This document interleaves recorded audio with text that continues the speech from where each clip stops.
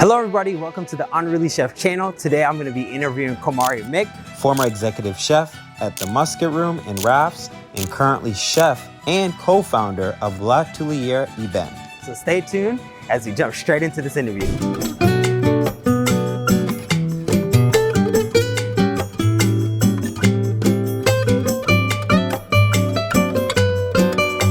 Hello everybody, welcome to the Unruly Chef channel, where we highlight the Caribbean through three things: island people, island places, and island food. And today I'm sitting here with Camari Mick.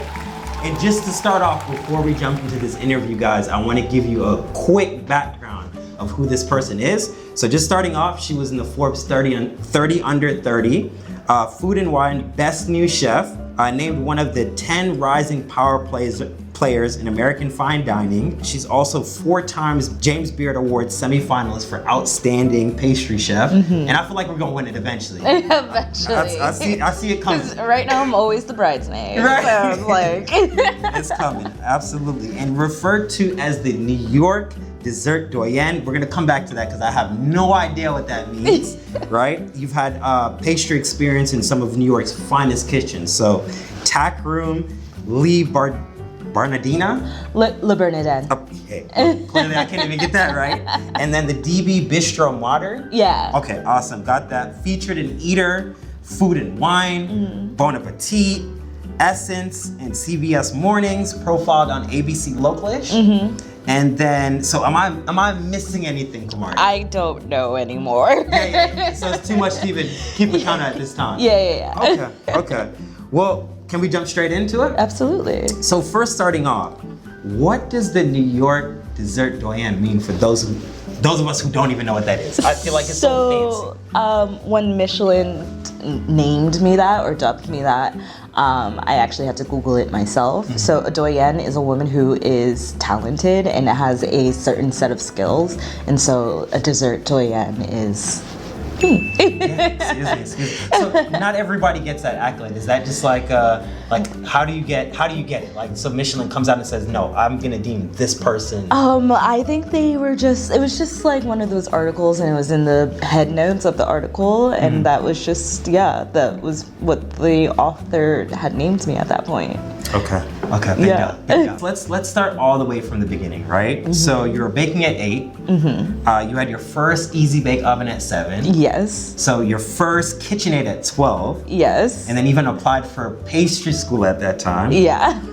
Like, when you go back to baby Camari, why were you so drawn to like baking? Like, I don't know exactly why, but I know that my parents both weren't, amazing bakers, and I had a huge sweet tooth. So I was always just drawn to sugar from a very young age. My parents being amazing cooks, we were just always we gathered in the kitchen, when I was 8, if I wasn't, baking something with my mom, I would be snapping peas, or like green beans, or I would be helping in the kitchen, cracking a coconut, helping measure, cut something, like everybody, we all cook to eat. So, I was just always drawn to the kitchen because that's who we were as a family, and pastry really drawn me in because I just liked sugar. Okay, awesome. I heard that you were trying to be a forensic pathologist. So what made you decide to say, hey, I'm not doing that anymore, and I'm gonna enroll into the restaurant school at Walnut Hill College? Yeah, so my dad is actually the one who pushed me into it, which is really surprising because as a Jamaican or as an immigrant period, traditionally parents will push us to be doctors or lawyers, engineers, right? We've all experienced that pressure, and I was witnessing my friends going through that pressure, but like my dad sat me down after years of selling pastries in schools, cakes and muffins and whatnot to like my teachers and other students. And when it came time for that conversation of like, what do you want to do with your life? And I was like, I want to be a forensic pathologist.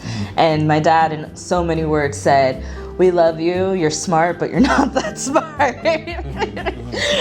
He didn't say that, but it was a moment of like, if you love what you do, you're really not going to work for the rest of your life. So like, if you take what you're good at and you can make money from it, you should do that. And plus, people are always going to eat. Okay, awesome. So just been hustling it from the beginning. Yeah. Okay, got it. So let's fast forward to 2020. So were you at the TAC room at the time? I was at a TAC room in 2020. I was actually starting to apply for other positions. I was coming up on my 1 year, and I was like, what do I want to do with my life? My lease was about to end May 2020, and I had a job lined up to move to San Diego. And then the panorama happened, so I moved back in with my parents. Okay. Yeah. And I remember, reading that at that time you kind of were thinking of like, okay, like, do I just give this all up? Like, what gave you the courage to keep going and say, you know what, this is my talent, I believe in myself, and I'm gonna keep pushing forward? I didn't know what else to do, frankly, to be like, honest. I went to culinary school, not saying that this is the only thing I'm good at, but like, this is the only thing I'm good at. I've been doing this since I was, professionally since I was 18. Okay. So coming up on my 25th birthday, doing it for quite some time, I didn't know what else I could do. Like, I know the option's always to go back to school, but I'm already debt free. So like, why would I put myself in more debt or put myself into debt to go get a desk job? That does not seem fun. So it really started to open my eyes to like what other avenues I could be doing in the industry other than being a pastry cook for somebody else. Okay. So during the panoramic during the panorama, which I like to particularly call it, I signed up to do a pop-up at Mizunaki highlighting Black entrepreneurs. And that's where I kind of like started to get my name out. I was selling goods there, and off of that momentum, I started to sell donuts through my Instagram. And it was the apple what? It was a apple brown butter. Okay. I just had a, It was an apple butter brown butter donut that was dipped in caramel. Yeah. Okay. And that was it was a hard crack caramel, so it was like a creme brulee donut, or if you would like to dub it that.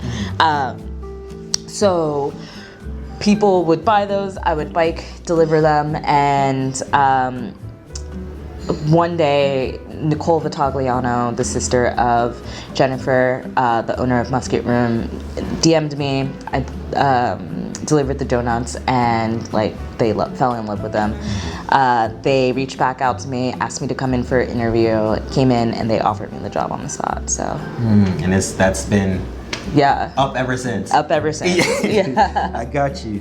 So you've gotten some serious awards under your belt, right? So Forbes 30 Under 30, Food and Wine, Best New Chef, James Beard semifinalist 4 times in a row. Like, has this all sunk in, and what do those like awards mean to you as a person? I would have to say that it obviously like reflects all of the hard work that I've been putting in, and that I've, not just within the past year, but like over the past, how many years that I've ever been doing this. So it's definitely a validating feeling, but it's also a point in time where, I wish that I had seen somebody that looked like me in this industry, working out all of these hyper white masculine spaces. Like, I was often the only woman, definitely the only Black woman, and often, the only Black person, which we have all experienced in some of these spaces. And so as we start to see us represented a little bit more and beyond the regular day-to-day, it becomes often that we feel more welcomed. So that's all. That makes sense. And just jumping to when I heard you making jerk ice cream, the first thought that came to my mind was our ancestors, right? So when you look at the Maroons, it was a way of them using it to season also and preserve their meat, right? And to take something that we used as a sense of survival and fast forward to 2025, you're putting it on the forefront of everything, and you're doing this innovation, especially bringing savory and pastry together to do jerk ice cream. Yeah. Like, was this like a whisper from the ancestors? Are we like, you know, Camari, I just want to try something super crazy? Like, Yeah. how did that even come up? Yeah, so it was a moment in which I was just kind of like, ooh. You're good. You're good. Yeah, we adults. I don't know, maybe we're trying to show this on PBS. I was just kind of like messing around in the kitchen, and I was just like, how do I do this? How could we like take something, which it is my dad's recipe, and then particularly it was left over from he had made family meal for the kitchen team. So family meal, like every day in the restaurant, we cook for the staff. So one day my dad, he was coming up to visit me. I asked him, he was already bringing me some jerk chicken. I was like, ooh, do you have enough for like, 30 people? He was like, yeah, of course I do, because Jamaicans don't know how to cook for one person. So he brought a bunch of jerk, and I asked him to bring some jerk seasoning too, just, because as we reheat it, we're gonna like throw some more on. So we have jerk left over, and I was just like, it wasn't enough to do like another family meal for, and I was just like, okay, let me try something real quick. So in the method of like, when the Maroons did jerk, and part of the reason why we cover it and smoke it in the ground is because we didn't want the slave catchers to know our location. Exactly. So in that way of thinking, when I was making this ice cream, I made a dry caramel, which is sorry. Tell me what it is. 'Cause think of me, I'm like a baby when it comes to I saw your eyes. I was like, he doesn't know what I'm saying. So a dry caramel is taking a hot pot and then putting sugar in it and letting it caramelize. And so often when you do that, it creates smoke. So I made a dry caramel, right? Nice amber color, what we know caramel to be. I dropped the jerk in there, stir it, and cover it, and kind of like let it smoke onto itself to get that like smoky flavor as if you were smoking the meat. So then after innovative maroon. I'm calling her innovative maroon. So keep going. So after you let that smoke onto itself, it's almost like burning, but it's not. Like we know. For sure. And then I deglaze with cream and milk and other ice cream ingredients. Add some more sugar, and then essentially that's how you make the ice cream. Strain it out, season it with like a little bit more salt, probably a little bit more acid, and then freeze it however you're gonna freeze ice cream, because there's a million ways to do that these days. So there wasn't like any like jerk chicken meat in No, there's no chicken. It's just the seasoning. It's just the seasoning. Got you. Because I had some oxtail ice cream from Chef Picky actually. And it was the same thing. I was thinking like, oh my God, am I gonna be eating oxtail in the actual? No, he just takes like the I think it's like the gravy, and mix it into, and it was actually really good. So definitely when I come back to New York for the second time, or whenever I do come back, that's one thing I'm gonna definitely try on you. So going on to this, so you once said that all the French really did was go to these countries through colonization, brought back all this information. Can you unpack that idea, especially in the context of pastry? Okay. The French, they got on their little boats, same with the English, got on their little boats, decided to go out and colonize and bring back not only like ingredients and spices, they obviously brought back people and knowledge. And so they were the only ones to like bring back these people and write it down and put it in books. Just because they wrote it down doesn't mean they invented these techniques and these types of way of cooking. You look at James Hemings, who created the snow eggs, which is il flottant. So like there's different ways, different methods in which we create or have created, but they were just really the only ones to write it down. And that's it. That's it. Like that, it doesn't belong to them. They didn't start it. They didn't, invent it. In fact, we taught them how to bathe. So it's like, we know that it was it was sourced from other places, and whether that's Africa, whether that's Asia, whether that's the Ukraine, for all intents purposes, it like they were just the first to write it down. Yeah, and that's it. And it's so funny, Camari, when I'm walking through rafts and I'm looking around, I'm like, wow, look at this Black woman, dreads, just looking royal, just running the show. You see what I'm saying? And I really do like that. And how has mentorship like been a big part of your journey? Like, and who has mentored you? Mentorship in my part of my journey has actually been lacking until more recent times. Okay. I haven't had anybody who like, and this is like where representation is a huge thing. I haven't had anybody who like looked like me, and I feel like there needs to be some sort of like, the mentor needs to see some sort of themselves in you, and there's often no French man has like, oh, I see a young Black woman inside of me. So nobody's really taken me under their wing until more recently. I have a few chefs who actually aren't in New York, but I have a few chefs that I've been connecting with and been leaning on for advice, and especially like within these next steps in my career. Is Jessica B. Harris one of them? Yeah. Why? Yeah. So she has just always, I've been, following her career for, the past few years prior to like High on the Hog being blown up.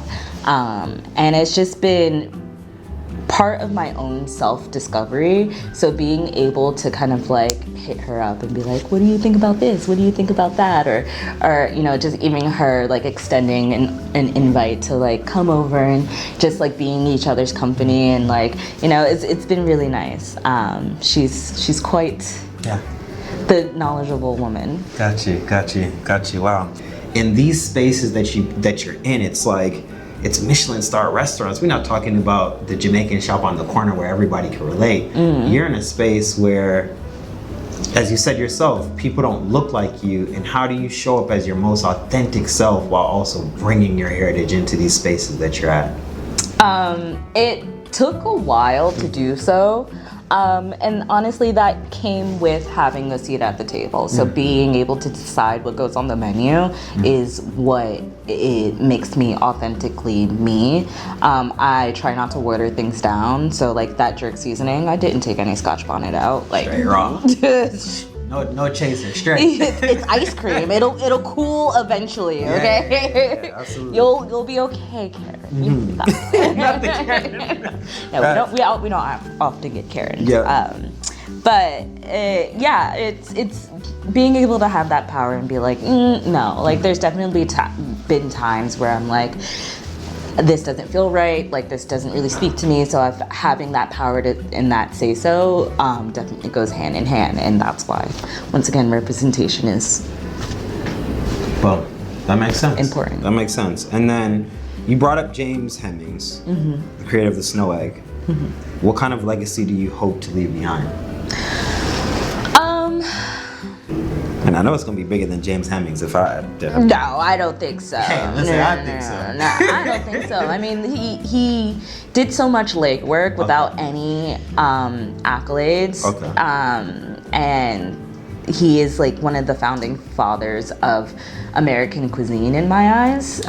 So his ceiling is essentially your platform that you're standing on. I don't think that we would be here without James Hemings or Chef Hercules. Gotcha. I think that they both had such strong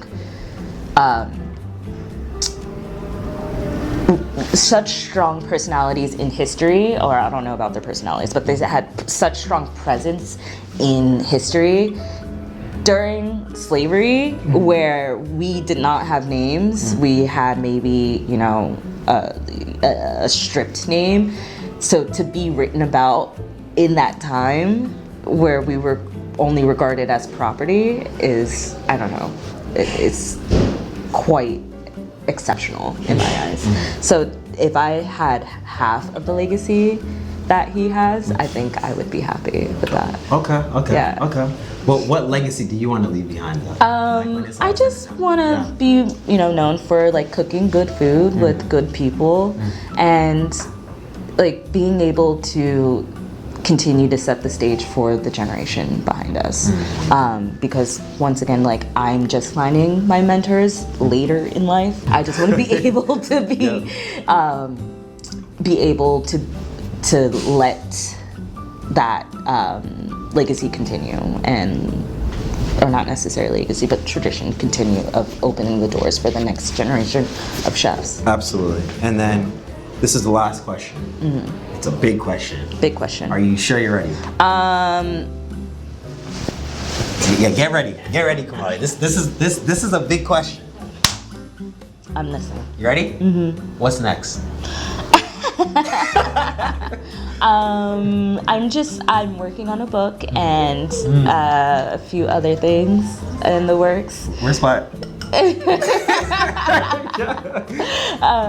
And yeah, so the book is, taking, precedent. Oh, okay. Yeah. Okay. Yeah. Amazing. So working on a book. Do you want to share any details, or you just want to keep that on? Oh, we'll just keep that. Keep it on there. Keep it there. All Yeah. right. Cool. Awesome. Well, Camari, thank you so much for taking the time to meet with me. Of course. I really enjoyed this interview. Well, that makes sense. Important.